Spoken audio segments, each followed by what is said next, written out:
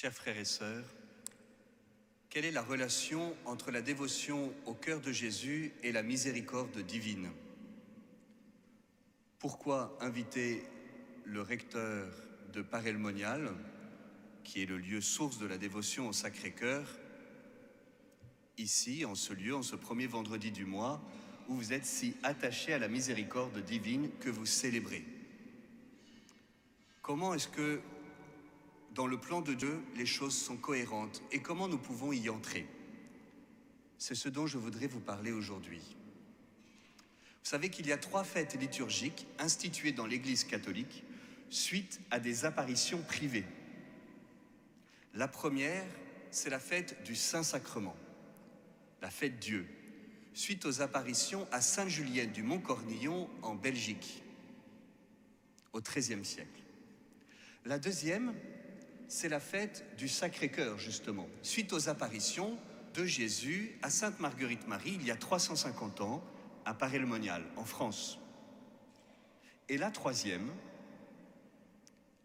la fête de la Divine Miséricorde, suite aux apparitions, vous le savez, au XXe siècle, à Sainte-Sœur Faustine, à Cracovie et à Vilnius, en Pologne. Mais en fait, si Dieu, dans sa providence, a permis que ces 3 fêtes liturgiques soient instituées dans le cours de l'histoire de l'Église, c'est qu'il y a une cohérence profonde. Quel est le lieu où nous pouvons rencontrer le cœur de Jésus? L'Eucharistie. Quelle est l'expérience fondatrice de la dévotion au Sacré-Cœur? C'est la miséricorde divine.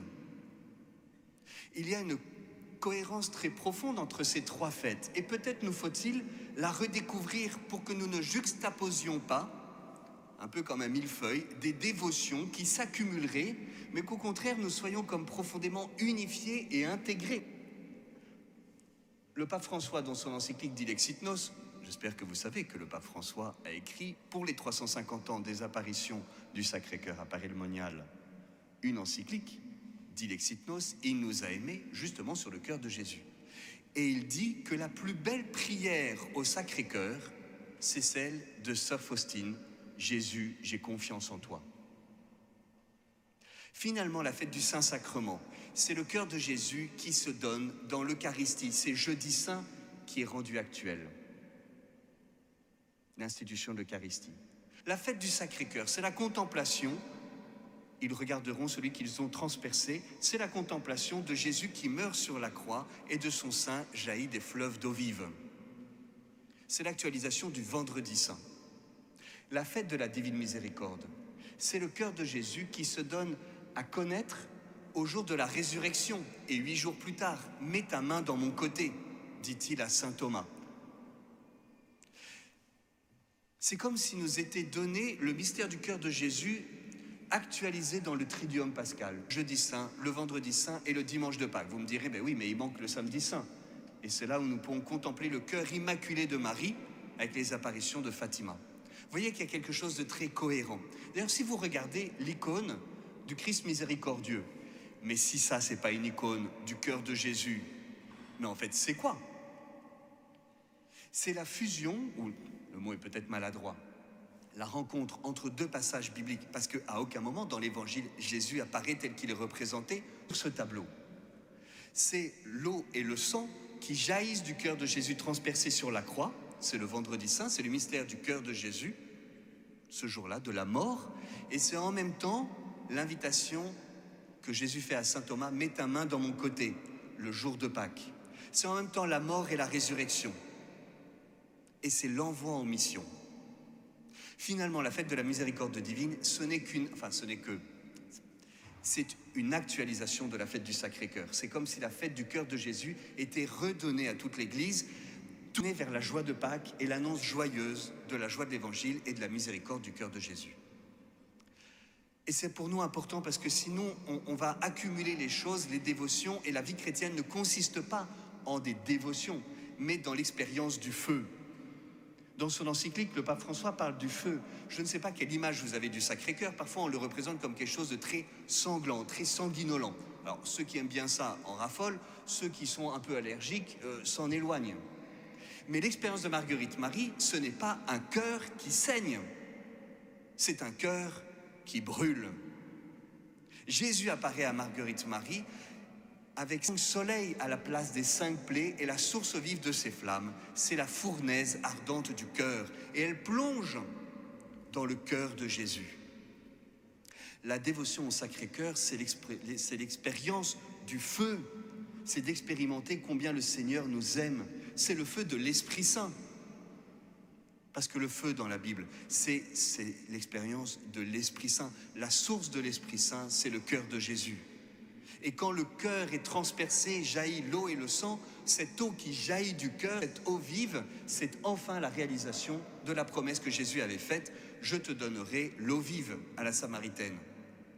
De son sein couleront des fleuves d'eau vive, est-il dit en Jean 7. Parfois on présente la dévotion au Sacré-Cœur, et permettez-moi peut-être, ça va peut-être vous choquer, vous scandaliser, vous attendrir, je ne sais pas, à partir des 12 promesses. Ce n'est pas faux, mais ce n'est pas vrai non plus. Ce n'est pas faux parce qu'au XIXe siècle, soit 200 ans après, un homme génial s'est dit, pour diffuser la dévotion au Sacré-Cœur, il faut bien attirer les gens. On va trouver dans les écrits de Sainte Marguerite Marie des promesses que Jésus lui a faites. Le texte de ces promesses, un peu remanié parfois à la sauce XIXe siècle, mais globalement, reprennent fidèlement cette compilation dans les textes de promesses que Jésus a fait à Sainte Marguerite Marie. Mais si tu as des demandes d'un côté et de promesses de l'autre, il faut bien reconnaître qu'il est assez difficile de ne pas tomber dans un certain commerce avec le bon Dieu. Si tu fais ce que je te demande, alors tu auras ce que je te promets. Il y a des demandes qu'il faut bien faire et il y a des promesses qui nous attirent. Mais le bon Dieu n'est pas un boutiquier. L'expérience du cœur de Jésus, c'est pas que j'aime Jésus parce que ça me fait du bien. J'aime Jésus parce que je brûle. Et c'est désintéressé. Que ça m'apporte quelque chose ou non, ce n'est plus la question. La question, c'est que je suis bouleversé parce que le Seigneur m'a tant aimé et qu'il se plaint de ne recevoir en échange qu'ingratitude et indifférence. Alors je suis bouleversé par cet amour et je souhaite rendre amour pour amour. Et c'est seulement à partir du moment où on a compris l'expérience spirituelle de Sainte Marguerite Marie, dans laquelle Sainte Faustine va entrer elle aussi, c'est seulement à partir de là que nous pouvons comprendre ces promesses et ces demandes. Ce que vient faire Jésus à Paray-le-Monial, c'est de redonner le cœur de l'évangile. Dieu a tant aimé le monde. C'est l'évangile selon saint Jean. À Paray-le-Monial, Jésus montre son cœur.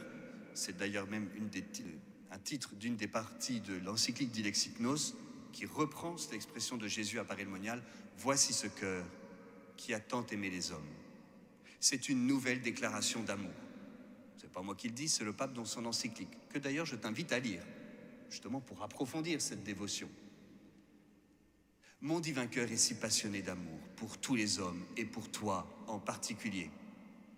Voilà quel est le cœur du message de Paray-le-Monial. Mon divin cœur est si passionné d'amour pour tous les hommes et pour toi en particulier, que ne pouvant plus contenir en lui-même les flammes de son ardente charité, il faut qu'il les répande par ton moyen. Et ensuite, c'est le cœur transpercé et entouré d'épines qui apparaît à Marguerite Marie. Parce que Jésus souffre. J'ai soif, je brûle du désir d'être aimé. Et je ne reçois en retour qu'ingratitude et indifférence. Et ce qui m'est le plus douloureux est que ce sont les personnes qui me sont consacrées qui en usent ainsi. Jésus se plaint de ne pas être aimé de ses amis. Pas des musulmans ou des zoulous ou des athées, de ses amis, de toi qui viens à la messe, toi qui es prêtre, toi qui es consacré, toi qui connais le Seigneur. Jésus se plaint de ne pas être aimé de Judas qui le trahit, des apôtres qui l'abandonnent. C'est de nous que Jésus se plaint de ne pas être aimé, parce que ses amis sont venus tièdes, ingrats et indifférents.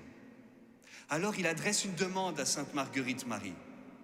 Est-ce que toi, du moins, est-ce que toi, du moins, tu veux m'aimer? Sainte Thérèse de l'Enfant Jésus reprendra ça en disant « Jésus cherche des consolateurs. Est-ce que tu veux me consoler? Est-ce que tu veux consoler Jésus ?»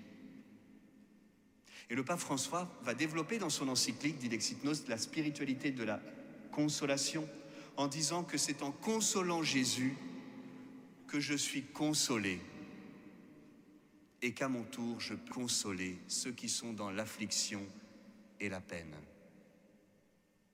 C'est bien autre chose que des promesses. Pour consoler Jésus, parce que Jésus te demande de venir le consoler, et que cet ange de consolation qui apparaît dans l'évangile selon saint Luc au moment de l'agonie de Gethsémani, cet ange de consolation vient apporter la consolation que tu veux lui donner. Jésus va demander plusieurs choses. Tout d'abord, que l'image de son cœur soit honorée, en la portant sur soi ou en l'exposant dans les maisons. C'est l'origine de tronisation. Je ne m'étends pas. De communier tous les jours, fréquemment. À une époque, on communiait entre 5 et 10 fois par an, pour ceux qui communiaient souvent. D'honorer le premier vendredi du mois. Pourquoi sommes-nous aujourd'hui ici, dans cette église, pour célébrer le cœur de Jésus et la miséricorde divine? Eh bien, c'est parce qu'il y a 350 ans, au fin fond du Charolais, au cœur de la Bourgogne, en France, Jésus est apparu en demandant que ce jour-là, le premier vendredi du mois, soit consacré à son divin cœur, et qu'on célèbre la messe et qu'on communie en réparation pour les outrages envers le cœur de Jésus. C'est pour ça que nous sommes là, en fait. La quatrième demande, c'est de vivre l'heure sainte tous les jeudis soirs en union avec l'agonie que Jésus a ressentie à Gethsémani, pour être uni à sa mortelle tristesse, être avec lui et intercéder pour les pécheurs. Et enfin, la cinquième demande, je l'ai dit tout à l'heure, c'est que soit instituée une fête en l'honneur du Sacré-Cœur. C'est pour cela que nous sommes ici, pour consoler Jésus, pour rendre amour pour amour. C'est le thème du jubilé des 350 ans. C'est aussi le titre d'une des parties de l'encyclique Didexit Nos. Vous l'aurez bien compris, cette encyclique, elle est vraiment incontournable. Et pour nous qui vivons en France ou qui sommes français, c'est une mission toute particulière parce que la France est tellement représentée qu'il s'agit un peu de secouer le cocotier, de se dire « Mais, chère France, qu'as-tu fait du cœur de Jésus? Comment est-ce que tu en vis? Comment est-ce que tu as conscience d'avoir reçu sur cette terre de France tellement de saints attachés au Sacré-Cœur? Saint Vincent de Paul, qui a vécu pas très loin d'ici, Saint François de Sales, Sainte Jeanne de Chantal, Marguerite Marie, Claude la Colombière, Charles de Foucault, Sainte Thérèse de l'Enfant Jésus. Le pape François n'en finit pas. On dit parfois qu'il n'aime pas la France. Je ne sais pas s'il n'aime pas la France, mais en tout cas, il aime les Français. La question, c'est de savoir si nous sommes fidèles aux dons reçus. Alors, pour avancer, je vous propose tout d'abord de venir à Paray-le-Monial. C'est un peu osé de ma part, j'en conviens. Mais venez à Paray-le-Monial. Venez boire à la source de cette dévotion si belle et expérimenter, entrer dans l'expérience spirituelle de Sainte Marguerite Marie, qui est celle du feu, de la miséricorde divine et de se reposer sur son cœur. Je vous invite aussi à rendre amour pour amour. Comment rendre amour pour amour? En fait, nous, on n'a pas beaucoup d'amour. Mais si on demande à Jésus son cœur, son amour, alors on peut lui rendre ce que l'on a reçu de lui. Et une belle manière de le faire, c'est de se consacrer. Alors je t'invite à te consacrer au cœur de Jésus. Et si tu l'as déjà fait, à renouveler cette consécration. Tu peux le faire personnellement. C'est une démarche aussi que tu peux vivre en famille ou en paroisse. Pourquoi pas? Ou bien en association. Pourquoi pas? Ou en diocèse, ou en nation. Et de pouvoir se consacrer. Certains vont dire, mais oui, mais moi je ne sais pas comment on fait. Alors je ne vais pas t'expliquer maintenant, parce que vous aurez vu que l'homélie dure un petit peu longtemps. Elle va d'ailleurs bientôt terminer, rassure-toi. Mais il y a un site internet qui vient d'ouvrir qui s'appelle seconsacrer.com. Alors, c'est pas très difficile à retenir comme titre de site internet. Moi, je suis très à t'y rendre. Et il y a un petit parcours accessible, gratuit, simple et pratique pour savoir ce que c'est que la consécration au cœur de Jésus. Comment la vivre, comment en vivre. Seigneur, nous te bénissons parce que tu nous as appelés à servir aujourd'hui en ta présence. Nous avons bien conscience que notre cœur est souvent froid et ingrat. Mais Seigneur, tu viens nous réchauffer, nous brûler par cet amour brûlant qui jaillit de ton cœur, cette miséricorde divine que tu ne cesses de répandre jour après jour sur nous par l'Eucharistie. Seigneur, déverse sur nous, déverse aussi sur tous ceux qui nous accompagnent par YouTube. Déverse sur nous ta miséricorde, brûle-nous, Seigneur.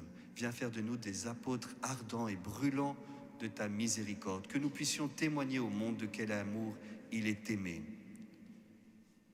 Seigneur, console-nous pour que nous consolions. Guéris-nous pour que nous soyons des témoins de la puissance de ton cœur. Renouvelle-nous, envoie-nous en mission. Seigneur, me voici, j'ai confiance en toi, je crois en toi. Je ne m'appuie pas sur mes propres forces, mais sur ta promesse. Si tu crois, tu verras la puissance de mon cœur. Alors Seigneur, je crois et je veux voir la puissance de ton cœur qui demeure plus que jamais ouvert pour que tous viennent à lui.